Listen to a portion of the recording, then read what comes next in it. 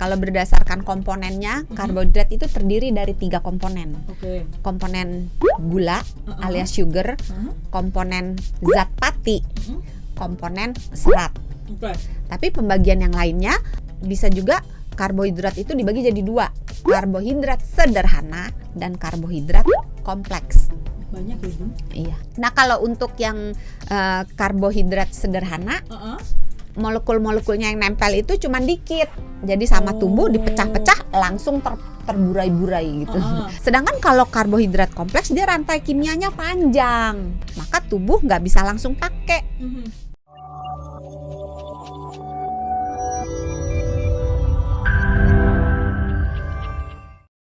Definisi tertentu adalah Ini susah nih. ketawa dulu gini sahabat sonora. Ini susah nih. Ya, jadi kalau misalnya nih orang-orang yang sedang kelaparan, yang udah keleyengan, yang udah hipoglikemi, kalau disuruh kamu mah karbohidrat sederhana nggak bagus, nggak sehat, makan aja karbohidrat kompleks gitu, makan keburu pingsan. Karena lama tadi. Karena harus dipotong-potong lama kan. Jadi untuk orang-orang tersebut pemberian misalnya air gula, kalau di Indonesia mungkin teh manis ya, kan banyak tuh kalau orang yang udah keleyengan, upacara gitu kan, yang udah lapar nggak sarapan, dijemur gitu, udah gulanya rendah, dehidrasi gitu, itu daripada pingsan kasihnya teh manis. Kan nggak mungkin kasih kamu makan karbohidrat kompleks aja, kasih ubi gitu. Kan biasanya dikasihnya teh manis dulu nih. Iya, jadi untuk hal tertentu karbohidrat sederhana itu bukan musuh kita, tetapi pada kebanyakan orang, pada kebanyakan orang yang sehat tidak punya masalah apapun, lebih diutamakan, lebih dikedepankan karbohidrat yang jenisnya kompleks. Ini saya baru tahu, saya dulu mikirnya kalau misalnya orang pengsan gitu ya minumnya teh manis itu karena kan gula jadi kayak cepet naiknya, ternyata karena dia, memang iya. Nah, itu benar kan? Benar. Ternyata maksudnya alasan dibaliknya adalah karena dia sederhana jadi memang gampang untuk dipecah. kondisi tertentu itu tadi ya berarti ya. Jadi bukan musuh, bukan tergantung situasi tertentunya itu tadi. Iya, sama kayak api deh. Kalau dalam jumlah yang tepat kita pergunakan dengan baik kan bisa untuk masak dan seterusnya. Tapi kalau misalnya kitanya menggunakannya salah, kan bisa bakar rumah dan sebagainya gitu. Jadi tergantung si tertentunya itu tadi. Iya, bukan berarti musuh. Ini sebelum nanti saya juga mau nanya sebenarnya manfaat karbohidrat si kompleks ini apa? Mungkin lebih ke gini, ini mungkin juga pertanyaan dari sahabat sonora yang dengerin dari tadi, karbohidrat kompleks, karbohidrat sederhana. Oke lah, tadi Doksan sempat mention juga karbohidrat yang sederhana itu contohnya adalah teh manis. Iya. Kalau kompleks itu ubi misalnya. Iya. Nah, apalagi sih contoh lainnya, Doksan, antara si sederhana dengan kompleks? Kalau yang sederhana itu nasi masuknya apa? Nasi di perbatasan sebetulnya. Kalau nasi putih lebih ke sederhana tapi yang mendekati kompleks karena dia tidak mudah banget dibandingkan dengan misalnya teh manis gitu.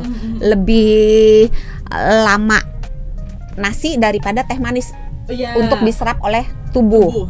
Jadi nasi itu sebenarnya agak perbatasan antara sederhana dan kompleks. Tapi kalau nasi merah masuknya ke kompleks. Karena lebih susah. Ya. Terus kalau yang sederhana tadi gula, madu, sirup, gula Jawa. Yang cepat naiknya berarti ya.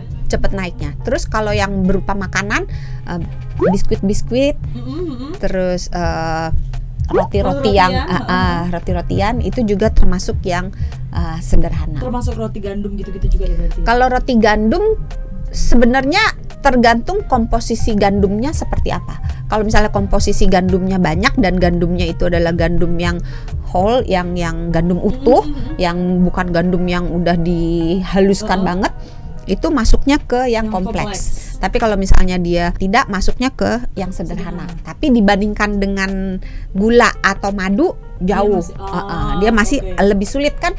Kalau kita minum teh manis kita lagi keleyengan lapar banget kan minum teh manis langsung seger. Benar. Tapi kalau roti kan butuh waktu agak lama gitu. Udah pengsan aku kembali. Doksan, manfaat kita dari tadi ngomongin soal karbohidrat kompleks. Sebenarnya manfaat karbohidrat kompleks ini apa sih? Dua-duanya sebenarnya baik kompleks maupun sederhana, dua-duanya sebenarnya memberikan menjadikan sumber energi bagi tubuh kita. Tadi itu bensin. Tetapi kelebihan dari karbohidrat yang kompleks adalah dia bisa berperan sebagai prebiotik. Oke, ini Ayo. pernah dibahas nih prebiotik, probiotik. Kita kuis ya, pernah. Iya kan? Padahal Kuis saya dulu. bikin temanya. Kita kuis dulu. Jangan Prebiotik dok. apa? Jangan dok, saya udah mengaku kalah. Biasanya kalau anak SMA kan buru-buru. Itu Iya, kan saya- ada handphone. Iya kan saya anak Kelamaan muda. ya? Iya, kelamaan. Apa deh bikin sekalian dong prebiotik. Probiotik deh, probiotik. Ya Allah dok. Kuisnya gagal semua. Dia tidak Mangkoknya berminat. disimpan dulu, mangkoknya disimpan Sesa dulu. tidak berminat mengumpulkan mangkok. Nanti terlalu banyak mau dibagi-bagi dulu. Jadi kalau probiotik itu adalah kuman baik. Sebenarnya nggak cuma kuman sih, ada kuman, ada jamur, ada virus, ada pokoknya segala bentuk makhluk hidup yang kecil yang berguna bagi kesehatan tubuh manusia, namanya probiotik. Oke. Ya, prebiotik adalah makanan buat si probiotik. Mm-mm.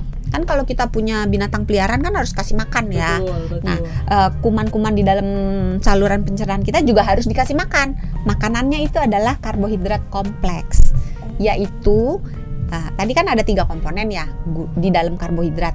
Ada gula, ada zat tepung, ada serat. Nah, komponen serat inilah yang kemudian akan menjadi makanan bagi si probiotiknya. Seratnya ya bahkan. Ya, nah probiotik kan menghasilkan berbagai macam lala-lala. Ada membuat vitamin, panjang soalnya fungsinya, dia menjaga imun tubuh, membuat asam lemak gitu, panjang fungsinya banyak. Nah, dengan positifnya si probiotik, kalau dikasih makan prebiotik berarti kita akan mendapatkan berbagai sisi positif dari probiotiknya itu. Kemudian fungsi lainnya adalah dalam karbohidrat kompleks kandungan seratnya banyak. Nah, sebagaimana kita tahu, kalau kita asupan seratnya cukup, berat badan akan terjaga. Lebih mudah mengendalikan berat badan. Yang kedua adalah terhindar dari sembelit. Yang susah.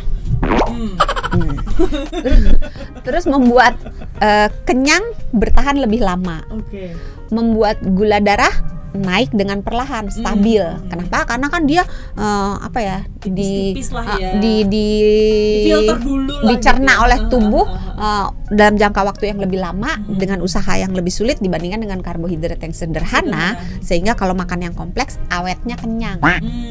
Awetnya kenyang. Kenyangnya awet ya. Salah. Kenyangnya awet. Iya. Oh, begitu. Luar biasa. Ini ngomongin karbohidrat kompleks ya, tadi udah ada jenis makanan apa aja sih sebenarnya makanan yang mengandung karbohidrat kompleks. Tadi udah ada tadi yang sederhana baru kan, yang gula-gulaan. Ya? Kompleks contohnya baru ubi. Oh, ubi. Terus apa namanya, jali-jali, tahu nggak sih? Jali yang mana? Jali-jali. Barley kalau bahasa Inggrisnya. Tahu Bapak video? Oh, tahu. Nanti dikasih itunya gambarnya ya. Jali-jali itu sebenarnya waktu Dr. Santi kecil masih cute gitu ya, itu banyak dikonsumsi oleh masyarakat kita. Terus beras merah, ubi, kentang sebetulnya perbatasan antara yang sederhana dengan kompleks. Tapi kayaknya arahnya lebih ke yang kompleks. Nasi atau kentang? Ini agak sulit ini menjawab. Ini pertanyaan tambahan nih jadinya. Tergantung kentangnya pakai kulit atau enggak. Karena kentang yang berkulit lah, kalau ini kan di luar negeri dimakan dengan kulitnya, tapi tentu harus dibersihkan dahulu ya. Tiba-tiba ada minyak kumis. Tiba-tiba cacingan. Kalau koleksi cacing. Karena asupan serat akan bertambah kalau ada kulitnya. Cuma memang kayak dokter bilang kalau buah makan langsung sama kulitnya, seratnya jadi lebih ini ya. Kalau durian jangan. Ya enggak durian, ya Allah dok. Rambutan juga jangan. Iya benar. Iya begitu. Oke, berarti masih kalau sama kulitnya masih lebih better si kentang ya. Iya. Terus ada lagi kah yang kompleks? Oat yang kalau bisa yang utuh. Oke. Roll oat, bahasa Indonesianya opo? Ya itulah, silakan nanti disertakan juga ya. Nanti disertakan gambarnya. Ya itu udah banyak kan? Oh, berarti bisa dipilih sahabat Sonora ya kalau misalnya mau mencari. Jagung juga bisa. Jagung juga bisa ya. Oh, tuh sahabat Sonora ada pilihannya. Jadi kalau misalnya memang lagi susah beras nih, boleh nyari ubi gitu kan, boleh nyari jagung, boleh nyari apalagi sih tadi jali-jali, masih ada nggak sih sekarang dijual? Ada. Ini ketahuan yang nggak pernah ke pasar itu biasanya nggak tahu. Tapi kalau di pasar yang jual kering-kering itu banyak. Yang biasanya jual kacang ijo, kacang merah yang kering. Tahu nggak kalau ada kacang merah yang kering dijual kiloan? Tahu. Nah itu sebelahnya itu. Soalnya kalau saya kalau ke pasar lagi ke tempat beras-beras pasti mainin tangannya ke dalam. Terus buat bedakan. Enggak. Jadi itu sahabat Sonora ya, tadi kita berbicara soal karbohidrat, tapi kemudian ternyata kita tahu kalau karbohidrat ini ada dibagi-bagi. Yang tadi paling banyak kita bahas adalah karbohidrat kompleks dan juga karbohidrat sederhana. Ini kalau untuk anak-anak kos mungkin yang mau kenyangnya lebih lama, mungkin jangan cuman mengandalkan teh manis jadi gelonggongan ya, tapi boleh konsumsi juga karbohidrat kompleks lainnya. Jadi agak mahal dikit di awal, tapi kan tetap menolong Anda di akhir bulan. Mohon maaf dok, anak kos-kosan. Itu dia tadi sahabat Sonora seputar karbohidrat. Semoga membantu, semoga menjadi insight baru juga untuk Anda. Dan pastinya terima kasih Dokter Santi. Sama-sama. Sudah berbagi-bagi untuk sahabat Sonora di episode kali ini. Silakan closingnya, tagline-nya Dok San. Semoga bermanfaat ya. Jangan lupa, sehat itu mudah, sehat itu murah. Sehat itu mudah, sehat itu murah. Kita ketemu lagi di episode lainnya. Bye. Dah.